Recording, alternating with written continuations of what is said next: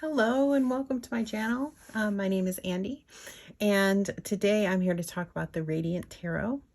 This is a tarot deck I pre-ordered on Amazon, and I had saw a couple of the card images, and I pre-ordered it and totally forgot about it.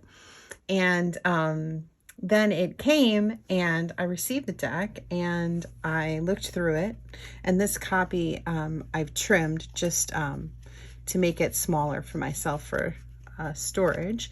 But when it came, I looked through the deck and thought the images were beautiful, and I was looking through, and then I got to the minor arcana and noticed that they were all PIP cards, and I was like, oh, which I think might be off-putting for some people as well. But for some reason I was going to return it, and then I looked at the guidebook and I felt there was something really special about this deck, and so I trimmed it right away to force myself not to return it, because I knew it was going to be just really amazing to work with, which it has. I also edged the deck, and it has been just really special to work with, and the guidebook is what really makes this deck shine. So I'm going to do a flip through of the deck, and then I will read some entries from the guidebook, and you can see if you agree. Thanks for watching. While you watch the walkthrough of the deck, I am going to read an entry from the guidebook for the Fool. Every entry, even for the minor arcana, it has the same format to it. The Fool is a youth starting out on a journey, so the card suggests the launch of a new venture, career, or relationship. You don't want to fool yourself, since your trouble might come if you step blithely or unprepared. Yet the adventure is how you grow. The world might think you a fool for launching your journey without concern for worldly things, innocence of the young, but it could be the path to grace, a spiritual journey. The Fool card is numbered 0. She is both the first and the last of the major arcana, since her purity makes her a holy fool, whose childlike innocence remains even as she grows older. Like a child, she plays with floating rings that are shaped like zeros, as if frolicking with emptiness, free of ego. The great white egg of beginnings that frames her is also the 0 of endings. In traditional tarot card games, the Fool is a wild card, like the Joker. Her spontaneity and ability to transform herself make her the most powerful card in the deck. And like a Joker, she doesn't fit in a suit, but her motley clothes suggest she can mimic whatever color pleases her in the moment. If you are not happy where you are in life, Fool's power is to help you change as easily as changing your clothes. The Fool's power of transformation also gives the trickster ability to parody social order and lampoon figures in authority like the Emperor, stripping them of their vanities. Her startling use of humor can break rigid thought patterns. The Fool shares the artist's ability to see things with clear-eyed, childlike vision. Thus, the bird lifting from her head into an open sky is symbolic of her unlimited imagination. Yet, with her head in the cloud, the Fool is in danger of slipping off the cliff. She is unaware of dangers such as the snake coiled at her feet. Part of that danger can come from the inside, since the darker side of the Fool can be apathy and vanity.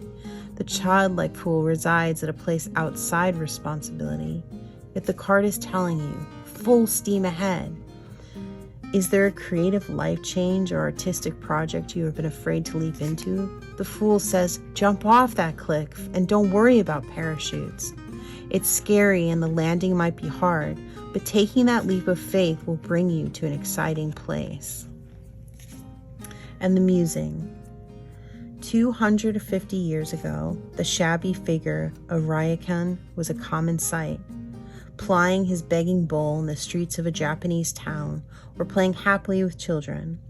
The town folks came to call him Big Fool. This Zen poet, who lived a life of childlike joy and generosity, was in fact the Fool. The Fool is both the first and the last card, because returning like Ryakan to the innocence, imaginative freedom, and glad humor you knew as a child can take a lifetime. Here's one story about him. A thief snuck into Ryakan's cottage one night, but found nothing to steal. Just then, Ryakan came home, startling the thief. He told the thief, "You've come all this way to see me? How can I send you away empty-handed? Please let me give you my clothes." The puzzled thief slinked off and left Ryakan nude and watching the moon shining through the window. That poor man, Ryakan mused, if only I could have given him this gorgeous moon. Like the mythical trickster figure, Ryakan connects us to spiritual wisdom through wiles and jokes. When we laugh, we lower our defenses and are opened up to new perspectives. In this way, the Fool card uses humor and childlike spontaneity to unravel fixed meaning and jolt us out of our comfortable ways. Creative practice. Back to the garden. One day, a friend of poet William Blake came to call at his summer house at the end of a little garden in Lambeth. Blake and his wife were sitting there stark naked, reciting passages from Paradise Lost to the scandal and wandering neighbors. "Come in," cried Blake. "It's only Adam and Eve, you know. Fools don't worry about negativity from others and the self. That is why they are so free. What would it be like if, like Blake and his wife, you could strip yourself naked of the clothes of habit and constricting belt of fear and go back to the garden of innocence? Today, you get to be the fool for a day. Imagine that you've just fallen to the earth. You know nothing of the world. You are free. Your identity is fluid and as changeable as your clothes. Try dressing like another gender, or wear those clothes you are always too shy to wear. Dance around the house, singing at the top of your lungs. Have an animated conversation with a pet or a houseplant. Be silly. You have no rules except this one. Whatever you normally do, do the opposite today. If you are really feeling that inner freedom, leave home and launch your fool's journey into the wider world."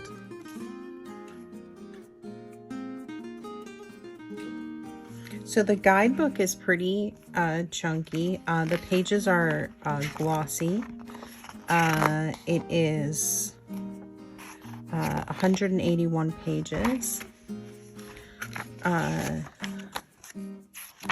And the table of contents is very good. You have every single